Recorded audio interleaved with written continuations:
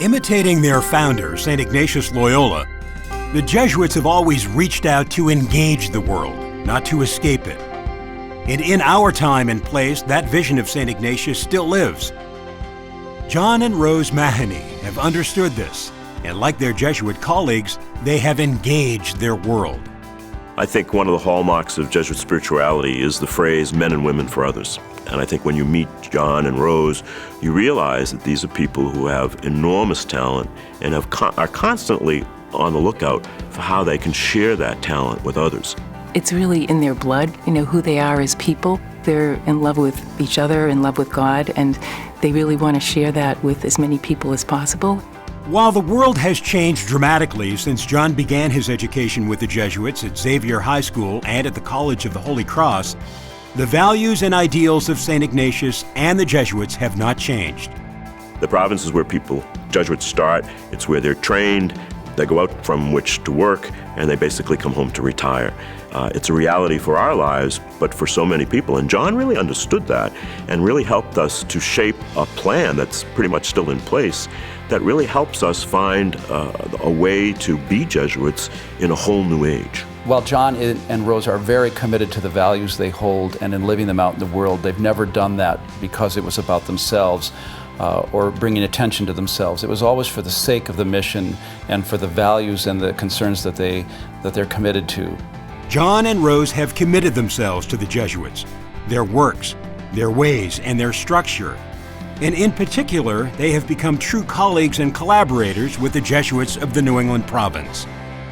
The beauty of John and Rose is that they're incredibly understated people. So you experience what they believe in and what they're involved in really more by being around and being invited in than them telling you about it, because that's just how they are. That's their humble service. What John has done and everything that I've engaged with him in is to make a commitment, live up to it, and do good things. And if the motto of this process is doing things for others, John is emblematic of that. And I'd like people to think of that as John, because that's who he is. Since the founding of the first Jesuit school at Messina, Sicily in 1548, the Jesuits have provided millions of people with the education of the whole person, mind, body, and spirit. Going to Nativity, I just had so many options. At the time, my mom really couldn't afford anything. So the Mahoneys, they sponsored me. If I never went to Nativity, I probably would be like a completely different person. I just wrote to them all the time just to tell them how grateful I was. They're really changing kids' lives, and they're just being a big influence in it. However, the spiritual ministries of the Jesuits have had an even deeper effect on the lives of others. John and Rose are aware of this, and they have devoted considerable time and energy to the spiritual works of the Jesuits. Ignatian Conversations for Women. It's an opportunity for women to come together and talk about their faith. In addition to the Conversations for Women, there's principle-centered leadership for men, and there's the Jesuit Connection for younger people. And I know that the Mahoneys, John and Rose, were really integral in starting those other groups. I'm thrilled with the company that I keep here. They're just good Catholic men. Jesuits are so special. They're smart, they're spiritual, they're kind, and they're giving. And the spiritual exercises is something I really look forward to getting more and more involved in.